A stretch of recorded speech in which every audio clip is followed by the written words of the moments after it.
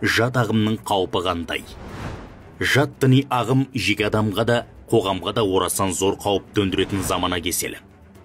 Мамандар оның зардаптарын талдай келе, бірнеше бағыттан тұратын теріс әсері бар екенін анықтаған. Соның біріншісі, адамды сыни ойлау қабілетінен айыратын ықпалы. Яғни адамды өздігінен ой түю, пікір білдіру мүмкіндігінен ажыратады. Осылайша өз қатарына толық бағындыруға тырысады. Екіншісі, қоғамдағы отбасы институтына тигізер зияны.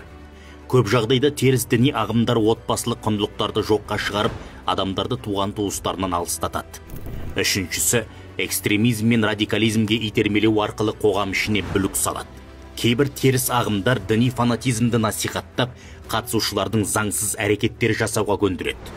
Төртіншіден, қоғамдық тұрақтылыққа қауіп төндіруін атауға болады.